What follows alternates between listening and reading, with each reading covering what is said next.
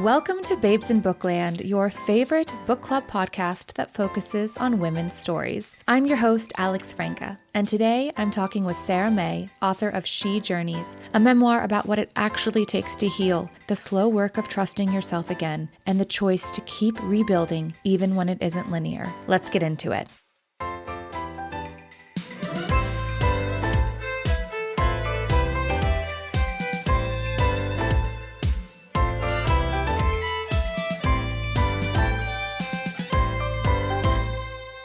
Hi, Sarah. Thank you so much for coming on the podcast today. Thank you so much for having me, Alex. It's great to be here, and hello to all your listeners. Your memoir, the story it's something that truly sticks with you. There's real heartbreak and betrayal layered on top of grief. But what makes this well-written and moving book so hard to put down isn't the darkness. It's you deciding to choose yourself. You look clearly at the patterns you carried, the wounds that shaped your choices, and you chart the long, non-linear work of coming home to yourself. And your journey inspires all of your readers to do the same. Thank you so much for sharing this with us. Alex, that's so beautiful. Thank you so much. That honestly, those words really touch me and they feel like a huge honor. So thank you. Talk to me about deciding to put this story out there. When was it published? It's been out for a few months now, right? It came out in September of 2025. Do you read the reviews? I do. I do. I know some people say you shouldn't, but honestly, so far it's been mostly family and friends that have reviewed it. So, that feels really sweet and encouraging. It's been really interesting with this book because it's been such a journey of seeing, one, how supported I am, two, how much community matters, and then three, on the back end, really just getting clear about what was important, which was telling my story and honoring a dream that was in my heart for so long, which was writing my book. And so it's just been a really beautiful, at times challenging process, but honestly, more than anything, it's been rewarding, which I think is just that feeling that comes when we honor something that's been really important and big to us that we weren't sure, we weren't ever going to get to do. So finally honoring that has just felt like I'm still sitting in that, it's months later after publication, but wow, like I have a book in the world, that's just such a incredible feeling when you've had that dream for years and years. Yeah. Has there been any pushback? We'll get into your ex-husband, who you name Nick in the memoir. You shared with me that you left your last name off of the book for legal reasons. I think it's a big decision. He's not painted as a very good person in your memoir because he didn't make very good choices.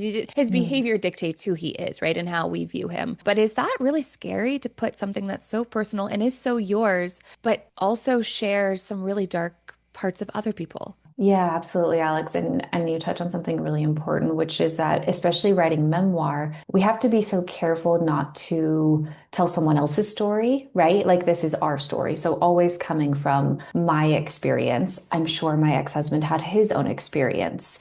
And his own feelings and his own process. And so I really just I did a lot of healing work to write this book as honestly neutrally as possible, but you can never be neutral when it's your own lived experience. But I just tried to write it as honestly as possible, everything that happened. It was very scary for me because as readers will see, and Alex, as you know, there was an abusive dynamic in our relationship. And at times I was very afraid and there was a lot of manipulation and rightfully so, things for me to be afraid about. So I was very careful in writing the memoir, looking at the legality of this, how to protect his privacy, his identity. It goes beyond changing the name. It goes to, I don't ever say where we were. I don't say when this happened. I don't say, what his exact job. I mean, I'm very, very careful to protect him. And I also had a legal read done, which was really helpful. So a literary attorney who read the book, who said, hey, this is, this, you need to change this, work on this, or change your wording here. So that was really interesting because that actually helped catch a lot that I wouldn't have thought, is an issue. Yeah. But then,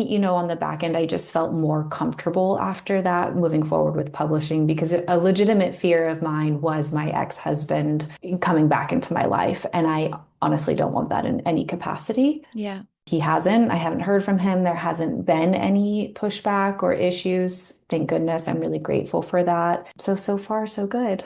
Good. You write about the healing work that you did to be able to write this story. What did you do to protect yourself as you were revisiting those? I mean, truly, I don't reach out to many of my authors as I read their books, but I had to reach out to you as I was reading the beginning of your book because I was like, oh my God, I'm right there in the room with you, paralyzed with fear. You do such a good job of putting us in your shoes and really showing us how you feel. Walk me through the process of revisiting those moments and keeping yourself safe at the same time, mentally, emotionally. I want to preface this by saying I was really young when this happened. I was married at 21 to a man in the military. I had known him since high school, so we had been friends for a while. There was a lot of background there, but at 21, I was very, very just young. I mean, looking back, I'm like, oh, it's just a baby. Yeah. And he was young. And I would say we were both pretty wounded and had quite a dysfunctional relationship from the start. But it really did devolve into a very abusive and flat out dangerous situation. And the book obviously gets into that. And that's also some of the feedback. Thank you for saying that, is that it's really it almost reads like a novel, the beginning. It's very like Mhm. fast paced and the story is really engaging. And I didn't intend to do that. It's just what happened was so crazy. It was so unbelievable at the time. Like I almost didn't believe my own life, Yeah. which is a wild thing to say. And so honestly, I was so numb for a really, really long time. And that's something that I don't think I wrote about very much in the book, but when I did finally leave and go on this solo journey across the United States and camped and hiked, most of the time I just felt really numb. And that's a huge effect of the trauma. It took a long time to kind of come back online, to get in touch with myself, my feelings. The shock of everything took a long time to wear off. And so at first, I think, honestly, Alex, I was just so young. Trauma wasn't something we talked. It wasn't like in the lexicon like it is today. So I didn't even know like how traumatized I was. Yeah. And so I honestly think I buried it for a long time. It was something that was almost shameful to me that I was like this young divorcee, that I failed a marriage. There was like all this story. And so I didn't talk about it. Like I really didn't share it with anyone. I would say a handful of people knew what I had been through for many, many years. I would say it took about 7 years, which is a long time to keep that buried. I didn't go to therapy during that time. This was not a public thing at all until I realized that I really felt called to revisit it because it was clear that there were parts of me that almost felt stuck in the past or stuck in the story. And I've always wanted to write a book. And I knew that that was the path to deeper healing, to confronting all of this, to going back, to revisiting. And it took a lot to even be in the right environment to write a book. It required leaving a relationship, which maybe we can talk about. It required going to therapy. It required, somatic work, working with my body to really process some of the trauma. So it took a lot to even be able to go back and write. It took a safe partnership. It took a lot of inspiration from other authors and teachers that I quote in my book to help me find my way. And then I had continued support throughout the process because, as you can imagine, writing about some of the most traumatic moments of our lives can be incredibly triggering. And honestly, it helped me, but it didn't make it easier. Like the Yeah. pain would still come, the anger would still come. So it was such a process and deeply healing and cathartic, but also very challenging. So, Yeah. long answer to your question, which is continued support and yeah, and taking my time. This book took me many years to write and edit. And yeah, it was a long process. Were there things that you found, little rituals or ways to decompress after writing a more difficult part of your memoir that helped? Or was it just baby steps every day? I would say a little bit of backstory is I live in a van with my husband. Since 2020, we bought a van, we built it into a camper, and we've been living on the road, which has been amazing. It's been such a dream come true. And that process created space in my life to finally write this book. So I started writing in 2020 and I didn't get published till 2025. So it was 4 years of writing, editing, going back. I mean, it was a very, very long process, the journey to publication. But what was so beautiful about van life was that I got to write from lakes and rivers and, epic camping spots looking out at the mountains or the desert. And so I really felt held by nature during this time and inspired by nature. And that was a huge part of my process. And then also my partnership with my husband. He's also a writer. He was writing a book at the same time. He edited the book many times, and he was just this amazing source of support where at the end of the day, we would go for a walk and talk and process what we were working on. And sometimes writing mid-scene, I would just stop and ask for a hug. And, it was so sweet, this process. Like it really bonded us. And emotionally, he was like a rock for me during that time. But so was having the space. And I know that's such a huge privilege. Like, wow, you got to set out on the road and just have America's backyard to write your book. That's Yeah. incredible. Like most people fit writing their book in 5 a.m. to 7 a.m. before work or on the weekends. And I really was in this privileged position of having time and space and freedom and beauty to write, which was so helpful to my process. That just sounds magical. There's something so powerful and healing about nature, isn't there? Yeah, deeply. It's available for free. But yeah, sometimes when I'm just having a bad day, just getting out and going for a walk can flip everything upside down. Transform. Yeah.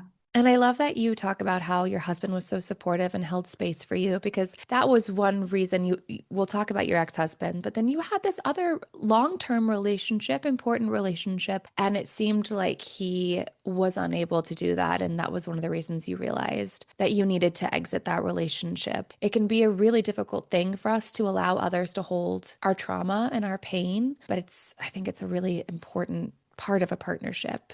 And it doesn't have Mm. to be, your spouse or your partner. It can be a friend or a family member. But how was that journey for you, allowing others to help you carry that? When everything fell apart and my world as I knew it was effectively, it shattered. I really relied on my parents. They were like a very safe place for me emotionally, which is interesting because they haven't always been, as readers will find out in the Yes. book. And we'll get to that a little bit too, because Yeah. I thought that dynamic was very fascinating. Yeah, very interesting. And I'm so grateful because at that point in their lives, they were empty nesters and they could welcome me back home, even though home is loose term because they lived on a sailboat at the time. Yes, you've had some interesting home bases here. Yeah, yeah. And so, my parents really and some of my family and friends really caught me through that time and helped me remember honestly what was worth living for. It was a very dark time. I felt pretty hopeless and pretty alone.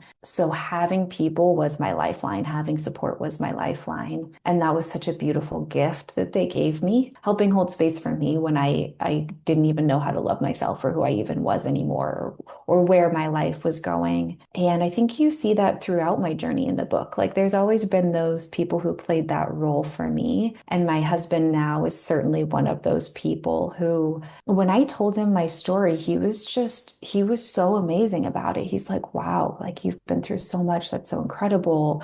He's also been through his own healing journey. He's many years sober and has been through a lot. And so he got it. Like some people don't get it. If you haven't been through the darkness, I think, or through some sort of really huge upheaval or loss, it can be hard to understand. Yeah. But if you've been through it, if you've been to like a really challenging place where you didn't know, you really had to find your own inner strength, I think you get it on a different level. And so he got it and he could just hold it and he could see me and I could see him more clearly, right? Because Yeah.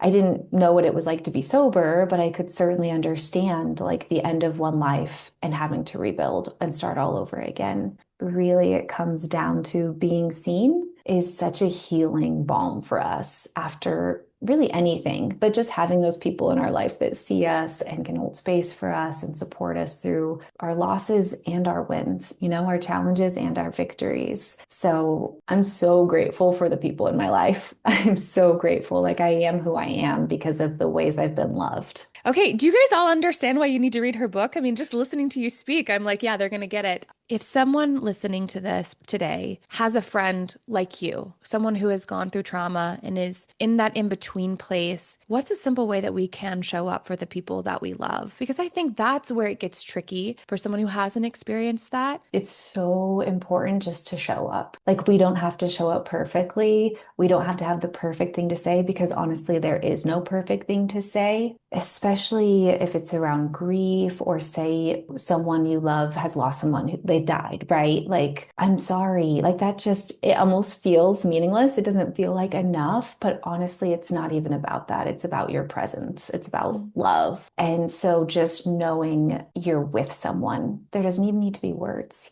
At the time, just having people check in, I didn't really want to talk about it. I even wanted to be left alone, but that wasn't the best thing for me. Mm. So I had my sister sent me like a road trip care package. My best friend sent me gift cards to different places for my road trip. I mean, it's things like that, just really thoughtful things where they couldn't be with me physically, but they were with me, in their heart and in their intention. And it's so interesting because nothing anyone would have said would have made the situation better or made me feel better. Like, I had to Mm. go through what I was going through, but I wasn't going through it alone. And that's the most important thing. Even just being with someone in the silence. I think for me personally, I don't like someone asking, like, what do you need? In the Yeah. moment, it's like so overwhelming. Like, I don't know. Like, I don't know what I Yeah. need. Yeah. If I And knew that, I could get it for myself. right, Yeah. right. Like, Yeah. great. Please tell me what I need because I don't know.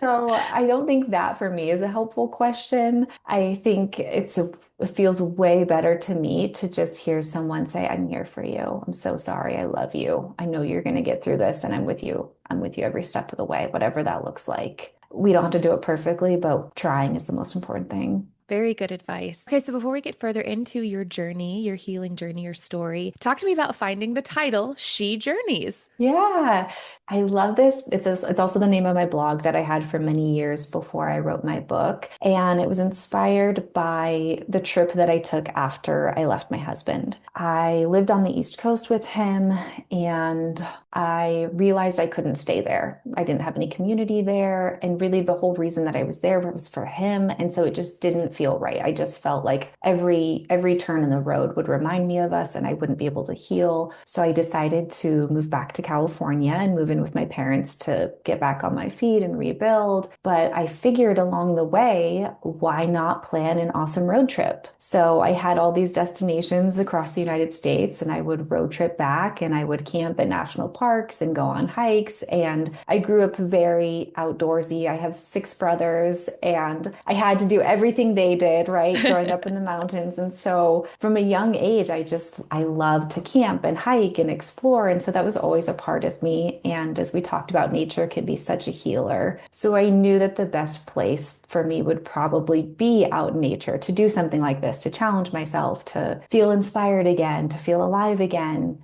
It was this huge journey and didn't know how it was going to go. And my mom actually ended up joining me for part of it. And then part of it I did solo. And so She Journeys is about, maybe taking a physical journey in that sense, but it's also taking this metaphorical journey of, at the end of the book, I really write it was all about coming home to myself. And so whatever that means for us, and it's not even about the destination, right? It truly is about the journey. And healing is like that too. It's not like for me, I'm healed. Like, no, I'll never be healed. Yeah. It's such a process and it's not linear. And I go back, one step forward, two steps back. And Yeah. so it's never about arriving somewhere. For me, it's been about this unfolding journey of exploration and discovery and remembering. So I love that the title captures both of that, this physical exploration we go on, but then also this internal journey to come home to ourselves. Yeah. And the publisher didn't love it, honestly. They Oh, suggested some alternative titles. do we remember any of them? Oh my gosh, I don't remember, but I do remember that I wasn't happy.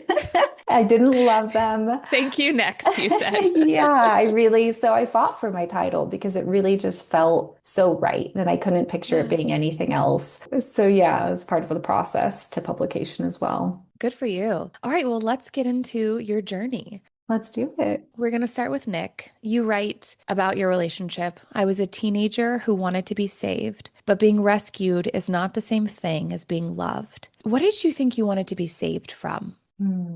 I desperately wanted to be loved, desperately wanted to know that I was enough in someone's eyes.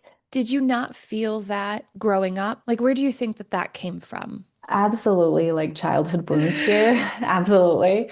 And my book goes into the story of my parents because it's part of my story as well, right? Like Yeah. things that happen to us in childhood really do play a factor in our into our adulthood and I believe absolutely unconsciously who I chose to marry and the dynamics that Yeah. I ended up in my relationship. I love that too, the way that you formatted that in your memoir. It was a peeling back of the onion, these Mhm. layers that you share with us, almost as you seem to be discovering them yourself. Yeah, yeah, and it was such a process and so part of this is my parents' marriage growing up was very tumultuous. Dad was an addiction. My mom had her own addictions and challenges, and there were so many of us. I'm one of 8 kids. Emotional attunement, not so much. Like they just didn't have capacity or availability. I felt even in a family of 8, this is so interesting. I felt so lonely. I felt Mm. really, really alone. Even though there was always someone to be with, there was just I honestly believe just not enough focused attention one-on-one from a caregiver. And so I almost feel like it was this like scattered attachment and Yeah. just this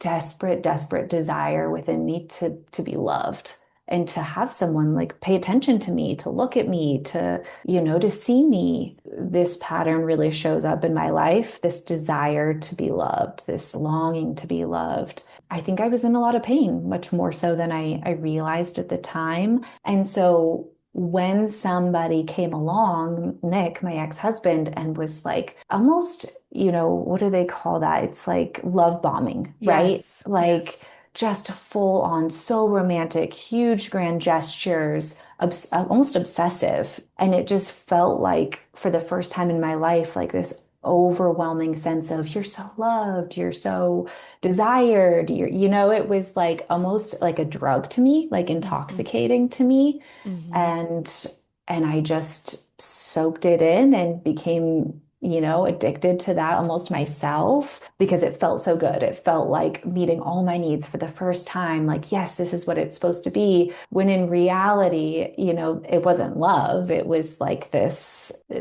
meeting of my deepest wounds. Yeah. I think I was, again, we talked about I was so young. I was just 21. I was very, very unconscious of how my parents' story impacted my story, of any wounds that I was showing up to in my relationship. And so a big part of my story was looking at that and looking at my role and looking at my beliefs and what I inherited and generational trauma. But, at the time, I didn't know. I was blind to all of that. I was naive to all of that. And I just thought, oh my gosh, this is my person. He loves me so much. So I jumped in feet first, all the way in Yeah. very quickly. This was a military marriage. Your husband was in the military. And your book opens with you deciding that you had finally had enough because he had been having an affair and you were ready to get out. And then what happens? The Yeah, craziest thing happens. unbelievable. We had been married for about a year and a half. He was deployed. And during that 6 months deployment, he had an affair. And it was like I found out a month before he came home. And I was devastated, devastated. It was the deepest betrayal, so painful. And still, I tried to make it work. I stuck around. I thought, like, when he comes back, he's going to realize what a huge mistake he's made. We can make this work. Because you kind of saw that pattern play out with your parents. Absolutely. Yeah. Marriage meant, Yeah, you stay, you make it work, and that you can be happier on the other side, and that it is like it doesn't have to spell the death of a relationship, which I still believe is true. In my case, I just thought like as painful as it was more worth it than spending the rest of my life without him at that point. So he yeah, came home, but he really like didn't come home. Like he was still in love with this person, he wasn't trying. And so it just became very clear to me, like, I can't do this anymore. And what you allude to is the fact that, like, okay, I'm gonna leave. Like, I can't do this. And then I get a call at work from the local hospital the next day. And I answer and they're like, there's been an incident. You need to come right away. So I'm panicking. I rush to the hospital. I have no idea what happened. This is really before like, we had constant alerts and notifications about what's going on in the world. Yeah, And so yeah, I had yeah. no idea. And they take me back to this waiting room, and I'm just, what happened? Like, what could have happened? And I decide to check the local news, and there was a helicopter crash. So my husband was an air crewman, and he was on this helicopter. It was just a training accident, and he was one of the survivors, but we didn't know like if he was going to make it. Because he was in very critical Critical condition. condition. And keep in mind, this is the middle of winter. Like the ocean was freezing. It was in the middle of this polar vortex. It was incredible that he survived, honestly. There were 5 men on board the helicopter. 3 of them didn't make it, 2 of them did. One of them was my husband, but he was like fighting for his life, it seemed like. I go back to see him, and his face is black from smoke and fire. His eyes are bloodshot. He's got this huge bandage around his head. Like he's a mess. Like just it's horrific. The sight is horrific. And I realized in that moment, so much doesn't matter. I love this man. Like when the threat of death is so real, it puts things in perspective in such a sharp way, cuts through all the noise. And the only thing that mattered was him being okay and like our relationship and making things work, because here he was alive. It was like a miracle. And he was so committed. He was like, it was like he saw the light. Almost dying made him see the light too. He's like, I'm so sorry. I can't believe I did that. I'm going to be a better man. I'm never going to hurt you like that. All these things I was like dying to hear, he was finally saying them. It was like Yeah. a miracle. I had my husband back. I mean, he almost died, but I had my husband back, and I just felt like this is it. Like, this is what I was waiting for. And now we can heal together. Now we can, focus on building the rest of our lives together. And unfortunately, it didn't go down that way. It seemed like he was unable to process major survivor's guilt. And you really go into this in the book, but eventually he ends up having another affair with one of the widows, with both of the widows. I mean, it was It could have like been, Alex. I don't emotional with know. both. It really could have Yeah, been. like it got inappropriate kind of real Really quick. fast, Yeah, and that, which was yeah, interesting. inappropriate was a major theme in the relationship. And so unfortunately it Yeah. just, what started out as really hopeful and like a second chance for our marriage and for him, for his life really devolved. There was a lot of abusing pain medication, PTSD, survivor's guilt. He didn't have the support he needed. And it just, I mean, it really, really snowballed. And what became clear in all of this was my codependence and what I was willing to put up with in the name of love. And what became really Yeah. clear was his own addictions to being needed and wanting to rescue others, like the way he had rescued me. He wanted to rescue Yeah. these widows who were in so much pain after losing their husbands tragically. But that became this very slippery slope very quickly of what's appropriate, what's not appropriate. And it all came to a head one night where he was suicidal at that point. And I won't give away too much, but basically one night everything came undone in the most spectacular and horrific and traumatizing way possible, where I realized I have to leave or this could kill me or him or both of us. And so it really became about saving my own life and maybe even saving his at that point. And of course, that's not quite the end with him. He tries to pull you back a few times, but you do seem to remain strong, and we'll talk about how you find that strength. But before we get into your healing journey, what would you tell a woman who is in an abusive relationship? I would tell her I'm so sorry, and that even though it feels impossible to leave, I know it feels impossible, there's always a way. There's always a way out, that you can do it. And that beginning again, starting over is the scariest thing possible, but it is possible. And to get help. Like number one, get help, get support, have a plan, have a backup plan, have a place to go. I mean, there's like the logistics of leaving, but then there's the mental aspect of just knowing that it's possible. That's what I would say. Yeah. Okay, let's talk about you leaving. You wrote, I never know how to do that. I will be unapologetic in my healing journey. All right, so let's talk about the Florida Keys and your family. the mother of now versus the mother of your childhood. We've alluded to this a little bit, but I'm curious what conversations you've had to have with her to help that relationship heal, and if you've had any conversations with your father. There's been many conversations over the last several years. My parents are very different now than the parents of my childhood, which I'm astounded by and grateful for. And they are some of my biggest champions and cheerleaders. And they gave me permission to share their story in the book, which is incredible and courageous. And it's brought up a lot for them, as you can imagine. At the time of my divorce, my mom just cared about me being okay. That really became like prevalent how much she loved me and just how worried she was and how much she cared. And she, I write about this, but she went to great lengths to make sure that I knew I was loved and to make sure that I was okay. So at that time, I don't remember wanting to talk about it. She tried. She wants to talk about everything. I didn't want to. But over time, You're like one thing at a time, yeah, mom, over please. time living with them on their sailboat, which was such a sweet, crazy chapter. We would go to coffee every morning together and we would journal. My parents modeled a journaling practice and something I picked up, I still do religiously. We would all go journal together. And those mornings together were just really sweet. And eventually we started talking and I started sharing more about what had happened and processing with them. And they were amazing. They were so safe and supportive and loving, and they just loved me through all of it. And that was such a gift.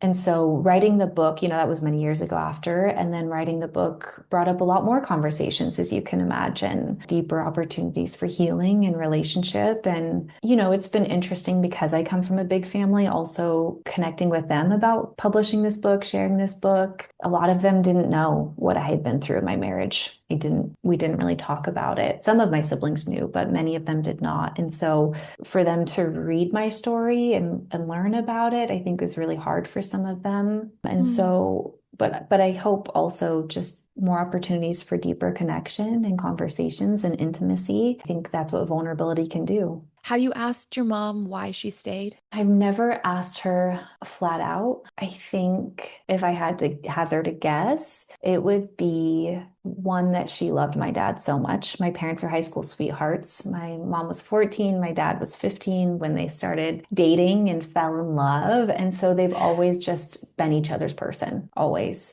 I'm the sixth out of eight. And so when I was a baby, my dad ended up confessing to my mom about his addiction, which was earth-shattering to her. And I think at that point, she had six kids. I don't think she could imagine doing it alone. I don't think she could imagine a life without him when her whole life she'd known him and loved him. And I think the biggest thing of all was that he was genuinely apologetic and wanted to get help and wanted to get better. And she believed in that. There's a big difference, and I write about this in my book with my ex-husband. He was also apologetic. He also said he wanted to get better, but the behavior has to match up, right? Like my dad was willing to do whatever it took to keep his marriage, to keep his family together.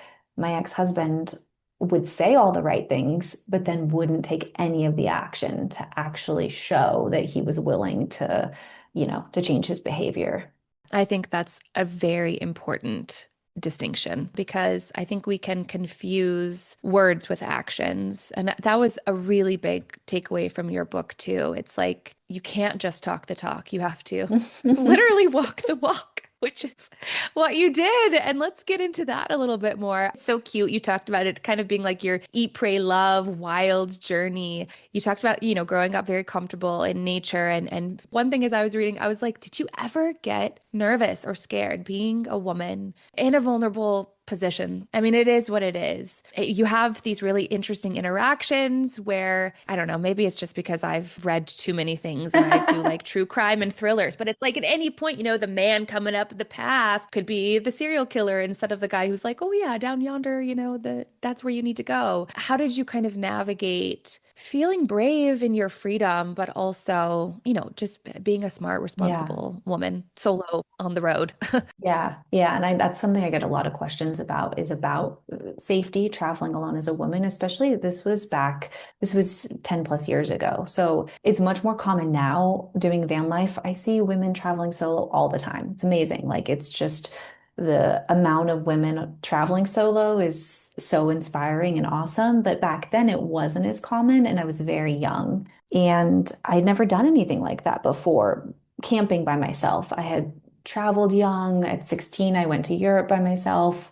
Smart or dumb, I learned a lot. I put myself in some really dumb situations, but I also learned so much, and I developed these street smarts and intuition, who you can trust, who you can't, what feels right, what doesn't feel right. So Yeah, yeah. So important. yeah, really, really Yeah. important. And so I did develop this sense of self-reliance and independence, and I just trusted that I would be okay. That doesn't mean that there weren't points that weren't scary, because certainly laying in my tent the first night in so much pain, feeling just alone and heartbroken and confused, to feel vulnerable and then vulnerable, right? Like Yeah, vulnerable yeah. from leaving my marriage and being this newly single person, and then vulnerable to actually physically being alone in a tent and all of that. It was a lot. It was a lot. But I think that process showed me a lot because it gave me time with myself to really, really be with myself in a way that I never had been before. And ultimately, it became something where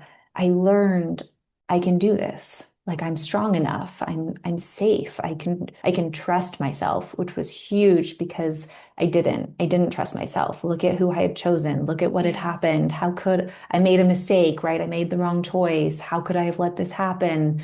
Really taking this trip and putting myself in these situations that were challenging or a little scary or a little vulnerable. It was really expansive, actually. It showed me a lot about my capacity, Mm. and I think it helped me just rebuild that like faith in myself of like, oh, I am capable, which is so important after we felt incapable, right? Yeah. Or that Yeah. something was impossible. So of course there's an element of like being vigilant and using like street smarts, but honestly, those trips alone, like they're some of the most beautiful times of my life in terms of developing my relationship with myself.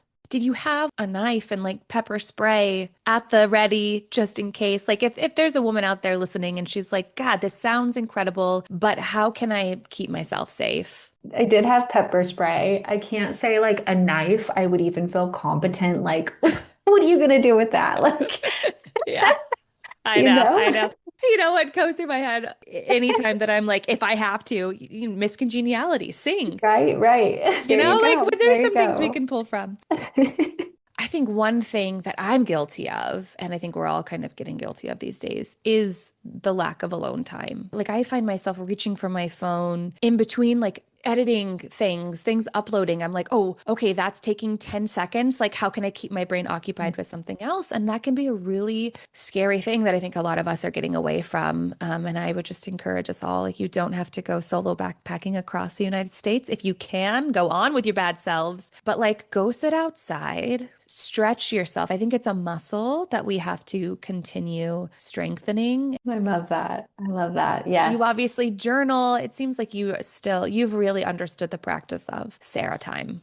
Yeah, and I think I didn't have a choice at the time. I was so desperate to feel better, desperate to figure out my way through this pain that, that's the interesting about being in enough pain. It makes us desperate enough to try anything, right? Like to Yeah. get Oh, better. And so I was willing to try anything. And that's where this I will be unapologetic about my healing journey comes in, because it's yeah. like I didn't care what it took, but it needed to take something to like rebuild my life and to feel better and to never go back to that dark place that I came from. Something else that I want to say is that, like, again and again in my travels and in my experiences, I've met like the most beautiful people and had the most beautiful serendipitous moments. And so the fear can be really loud, right? The stories that we hear, things we read, the news, it can be like, Jesus, I can't walk out the front door. Hmm. Then the reality is like, oh, you meet these beautiful people who are just kind and good. And honestly, travel restores my faith in humanity every single time. Let's talk a little bit about your spiritual, emotional, mental journey. But there are a couple of key moments that you bring up in your book. Obviously, we do want everyone to pick it up themselves and discover more. But let's talk about this moment where you find yoga Mm. and yoga finds you, it seems like, Yeah. because it seems like that was really this break open moment for you. Yeah, it was. And so I saw a Groupon for a hot yoga Yeah. studio. Thank goodness. And I was, at this time, I was still with my husband, but this was after the crash and things were just going from bad to worse. And so I figured, why not? Like maybe I can get out of my head, I can get a workout in. So I go and I take this hot yoga class. I've never taken yoga before. And I'm like fumbling through. It's so hard. All these people are so composed. I'm like dying, literally dying, Yep. and just struggling to make it through. And then the end of the class, thank God, Shavasana, you just lay there. And I just started sobbing, like these uncontrollable tears coming out of nowhere. And it felt so powerful because it was the first time, one, that it felt safe to just allow myself to cry. Like I wasn't, it sounds weird, I wasn't really allowed to cry at home because it was complicated, but like he was allowed to show emotion, but I wasn't. Yeah. Yeah. And so I just laid there crying, and it felt like this, my heart cracking open, breaking open. And I just remember praying, like, God, help me get through this. Like, help me. It has to get better. Like, this has to end. And what was really beautiful about that practice, speaking of like being alone and being with ourselves, is that's what it did for me. I was so wrapped up in taking care of my husband because he had all these injuries. I was his caretaker. I was so wrapped up in making our marriage work and trying everything I could. And it was the first space where I just was in my body and Yeah. was moving, and I was out of my head, and I was just, in full presence, and it changed everything. And so yoga really became my lifeline. It became like a church, like a sacred space to me where I could just be with myself and express myself and be in my body. I really fell in love with it. I fell in love with hot yoga. I know hot yoga is not for everybody, but I love hot I yoga. love it. Yeah. And so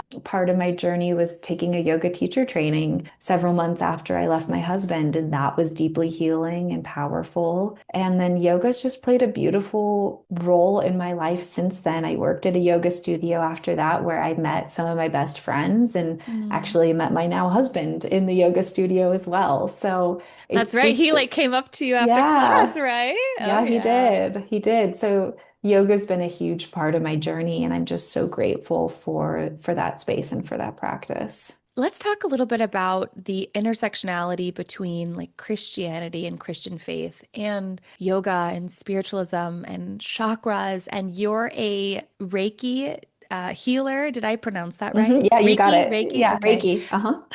Because you talk about a faith in God. Mhm.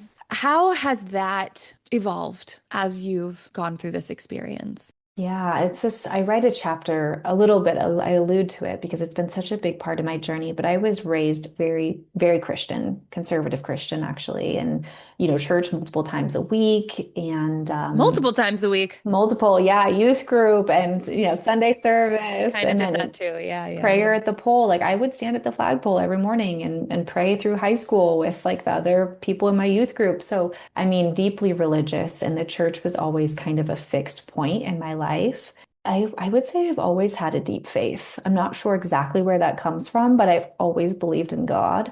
It just looks a little different now. When I did the yoga teacher training, it was the first time in my life that I kind of questioned some parts about Christianity that never really resonated with me, that I had just kind of consumed, that without questioning, like, oh, this is just what you believe, this is part of the faith. Yeah. But they never quite made sense to me or quite felt right to me. And so, it was a little bit of this opening the door a little bit, this crack of like, well, why? Why do I believe what I believe? And Yes. Oh, such a what great question a to ask great yourself. question. Yes. And I love this question. Like, if nobody told me what God was, how do I experience God on my own? Like, what does that feel like? What does that look like? And Yeah. so this really did evolve into a much more spiritual journey for me, where I'm deeply spiritual now. Spirituality is a huge part of my life, but religion became less and less important to me. The institution. Yeah, I don't identify as a Christian. I haven't for a very long time. I think it's can be beautiful for some people.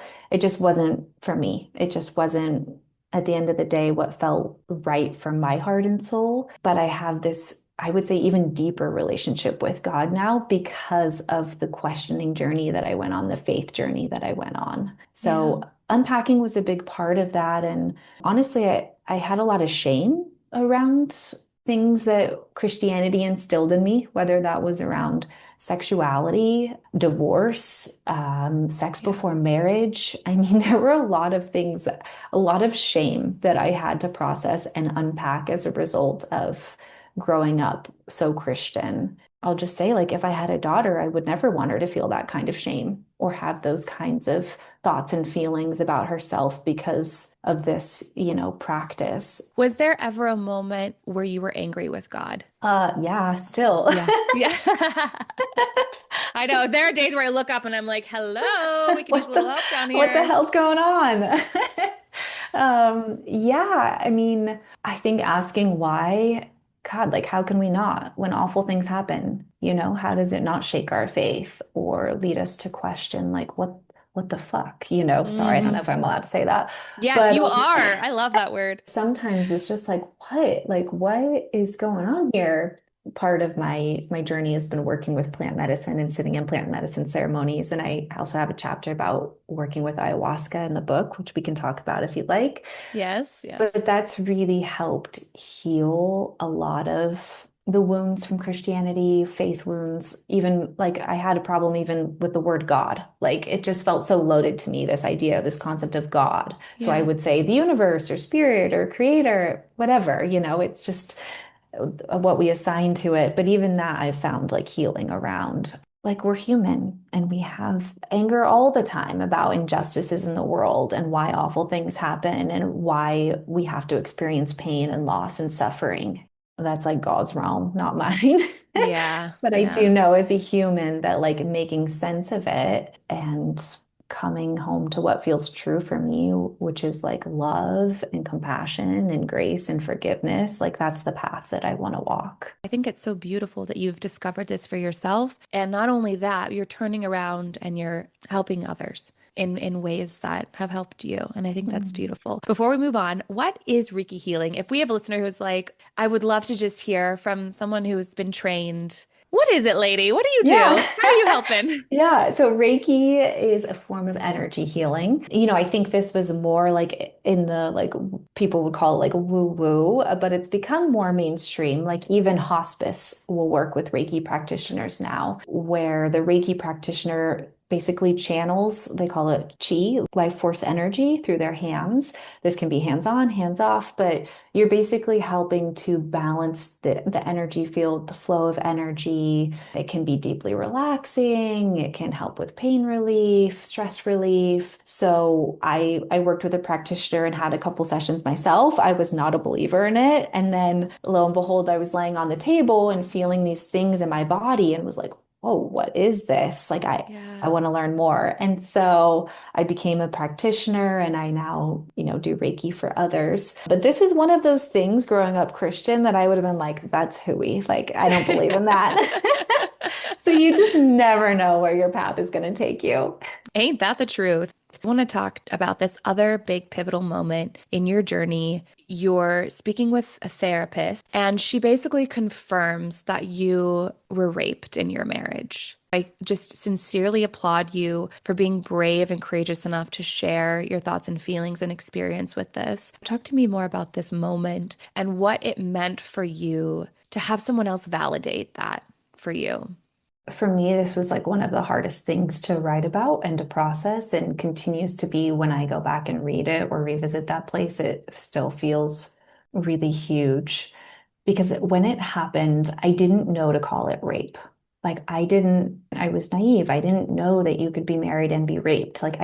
He was my husband. I loved him. He loved me. I didn't understand how not okay and what a violation it was. And it would take me a very long time to be able to name it for what it was because I didn't even know that was possible. So I was pretty ignorant. And the first time that it was introduced to me that what happened could have possibly been a violation was months later when I was telling a dear friend what happened. One of them said, Sarah, that's rape. Like you were raped. And I was in so much denial. I was like, no, that's not possible. Like he loved me, but that's not like someone can still love you and violate you. It's not, you Yeah, know, consent doesn't go away just because you're consent in a does not go partnership. away, Yeah, right? yeah, And so, but it stayed with me. Like I remember that moment very clearly of like, because something did feel so wrong about the moment. And I was crying and I was saying no. So, like, from the yeah, outside looking in, it's like, yeah, hello. Like, what else would that be? But again, like, I was just in so much shock and trauma. So it took many, many more years when I started writing the book, when I really started like revisiting this and I went to a therapist, I had never forgotten what my friend said, like, Sarah, that was rape. So I brought it up to the therapist and I told her, this is what happened.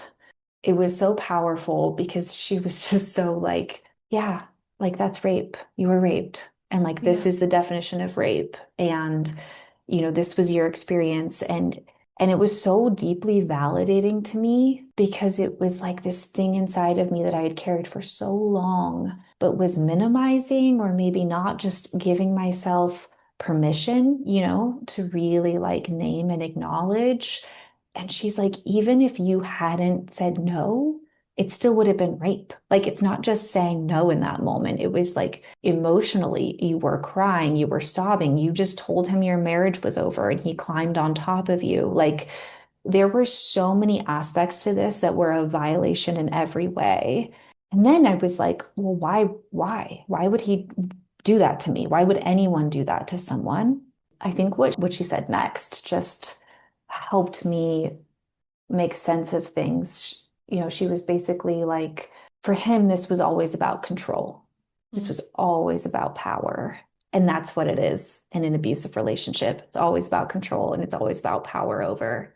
As painful and as hard as it was to revisit that place, to finally answer that question of like why and to finally name something that I had never named was so powerful, Alex. It was so healing. Didn't take away the pain, but it finally validated it.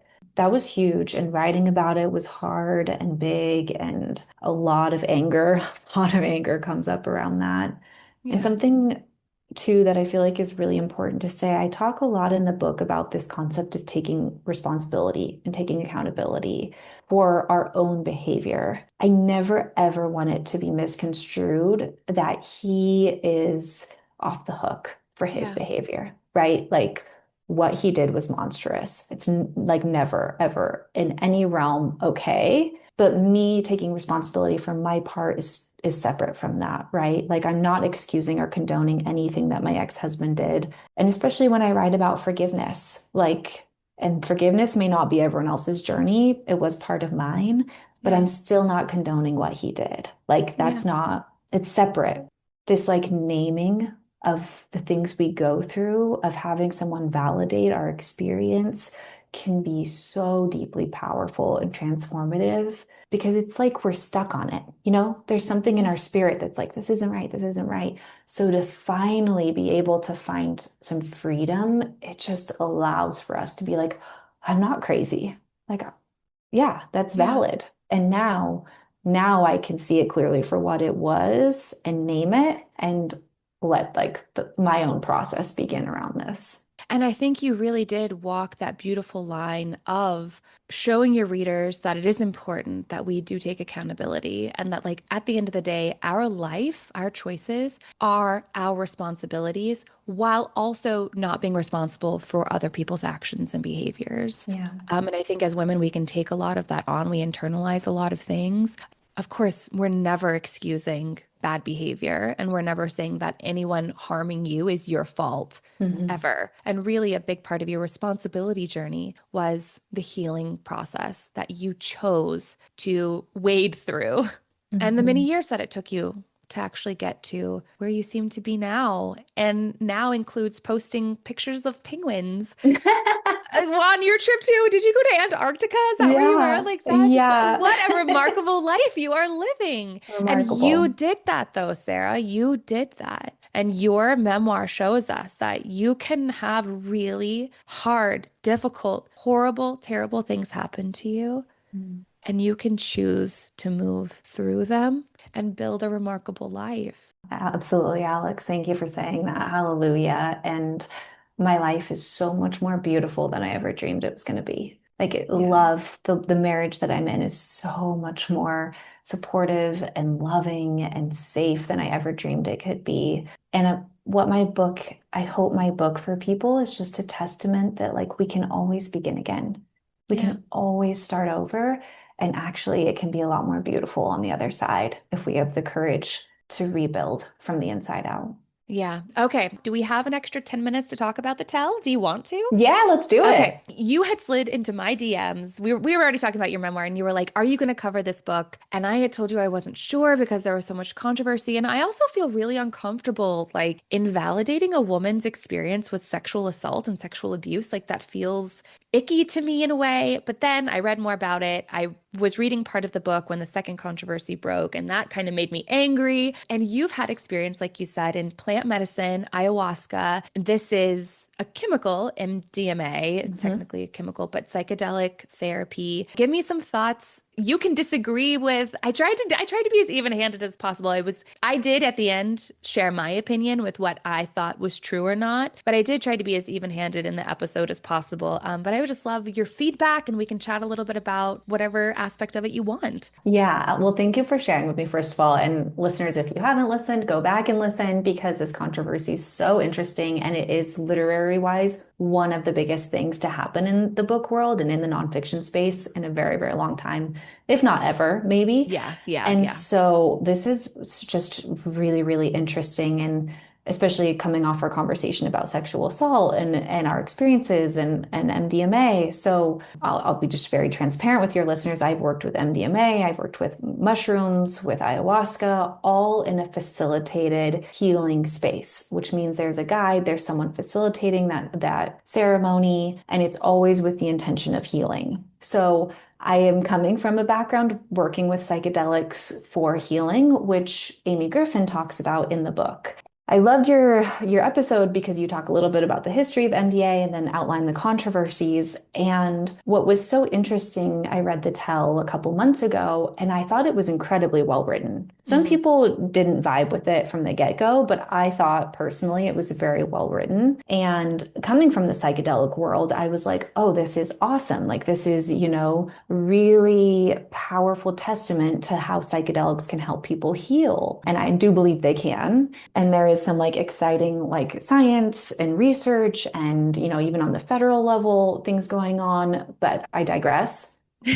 But, there were some red flags in the memoir. The biggest, I think, being this idea of repressed memory and how all of a sudden Amy takes MDMA and has these graphic memories that come back to the surface. And we're talking years of repressed memories through junior high to high school. So what I really appreciated, Alex, is in your podcast, like your episode, you talked about this with another therapist. Like, is that common? Is that possible? Does that happen? I have been in a ceremony where I had a memory come to the surface, but it wasn't repressed. It was like it was there, like if I wanted to remember it consciously in my waking life, I could have. Hmm. It Hmm. wasn't like something deeply, deeply buried. So I think this question of like repressed memories is really important. I also just like Alex, I can't figure out like the why. Like Besides her trying to potentially get this federally approved so that she can make money from it. That's the one why that she had notoriety, she had wealth, she had kind of a spotless reputation. It is crazy that she would go out on the limb like this. And if the second controversy is true, which is that this is a stolen story from someone else's actual pain and trauma and sexual assault, the fact that she thought she could get away with it. I mean, it's like, it's just, it's deplorable, yeah, and it's so deplorable that it makes me want to believe that she believes, it is her trauma and right? that genuinely thinks that this happened to her and her ghostwriter needed more detail. So that's why he tracked down this person to get the graphic detail that Oh no. I mean, I know. I just, but it's like when you have that kind of visibility and reputation, the why is really, really engaging to me. And also, like a little bit of devil's advocate is they're like billionaires. These people are ultra, ultra wealthy. So, you could sue them and get a huge settlement. I mean, that could be part of it. She's also a target because of her wealth. Yeah. But there were things in the memoir, having read it, where I was like, this part's weird. Like the part where she tries to reach out to the other girl who thinks she was assaulted, and then she gets this postcard that's not signed. Like there's just like questions that are never answered where Yeah. you're like, this is really weird. And and I just think it's such a fine line, and I think it'll be really, really interesting to see what happens. But it makes me nervous about, what people say about psychedelics, and what people say about MDMA, and what people say about having these experiences or writing about these experiences, because I do think that they can be incredibly powerful Hmm. and helpful and healing. And it's a tool, right? It's not a magic bullet. But for Yeah. some people, they can be incredibly helpful. But I'm worried that it's like a disservice to the field of psychedelics and healing. Yeah, a disservice to the field of psychedelics and healing, and a disservice to any woman out there who's actually been sexually assaulted Hmm. and or raped if this turns out to not be true. I mean, it's wild. We'll keep everyone posted with how it goes, but in your experience, it sounds like people come to you with the weight of their trauma already heavy on their hearts. And this, like you said, is a healing tool. It's not a revealing tool. It's a Hmm. healing tool. And that Hmm. was the big thing about her book. It was this magic thing. She knew something was off, but wasn't quite sure what it was. Oh, did MDMA on the first try with this woman, who kind of didn't even really sell me on the credentials. It's just, oh, I'm a witness. Okay, but that's really terrifying. If someone has this experience and you're in a room with someone who's just a witness, like you need to be in a room with someone who's right there to bring you down from this experience or talk to you about the steps that you need to take next in order to actually heal from this trauma that you've recognized. Hmm. Yeah, there were lots of issues, but thank you so much for your insight. Yeah.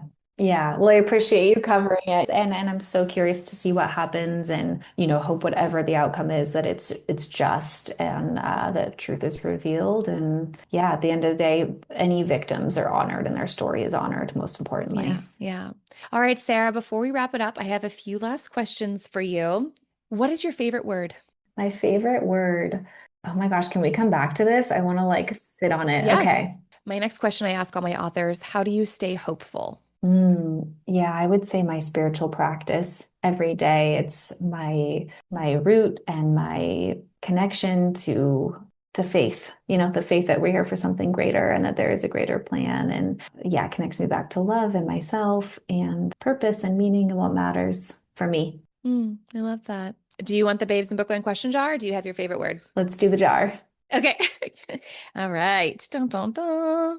Ooh, this is interesting for you. What coping mechanism worked great until it absolutely did not?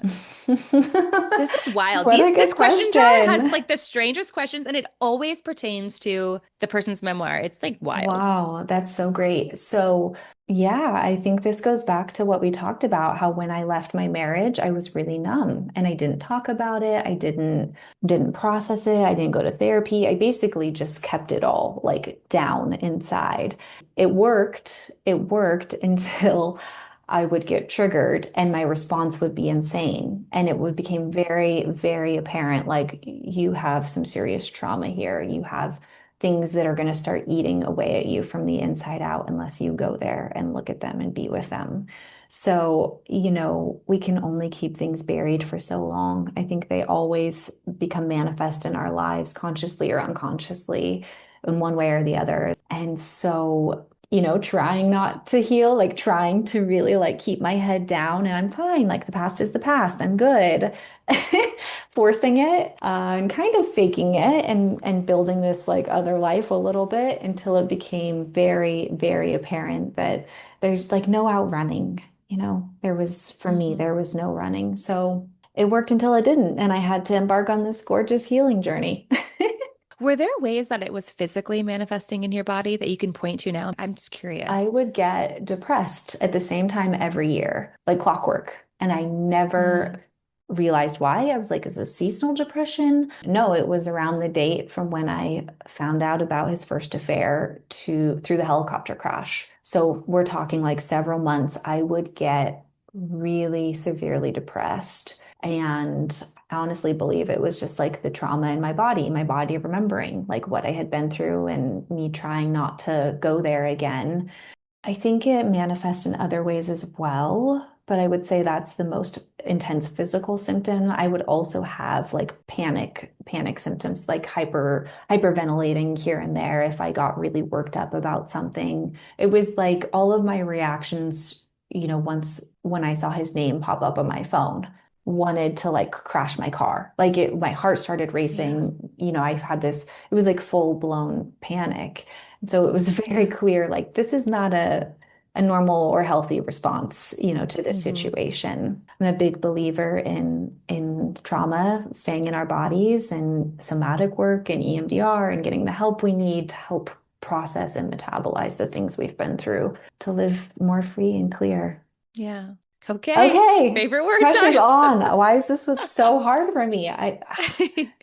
There are a lot of words out I there. I think mean, I get it. there's so many good words, but I think the one that's coming to me right now is going to be so cheesy, but I think I have to go with love. I'm not going to expand on that because I don't need to. You are my second author, word of love being the favorite word. Oh, So I think we're sweet. all on the right path here. How about I like that? that. Beautiful. Sarah, thank you so much for coming on the podcast today. This conversation was lovely and joyful and honest and vulnerable. This has been such a beautiful way for me to start my morning. Thank you. Thank you so much. This was so great. And Alex, I really do admire and appreciate like what you do to elevate women's stories. I think Oh, it's so awesome. So thank you. I really appreciate it. thank you. Have a great weekend. Thank you. You too. Take care. Bye. Bye. And thank you all so much for listening. If you enjoyed today's conversation, please rate and review the show wherever you podcast and send it to a friend. You can also further support the show by subscribing to Apple Podcasts for exclusive content and extended episodes, or find us on Patreon. Next week, I've got another author chat. Claire Stapleton drops by on her pub day to discuss her new memoir, Don't Be Evil: Bad Bosses, Fake Promises, and My Escape from Big Tech. It's sharp, witty, and unsparing. It's Claire's insider's account of how power actually works and a deeper reckoning with the stories we tell about work, purpose, and ourselves. Until then, take care.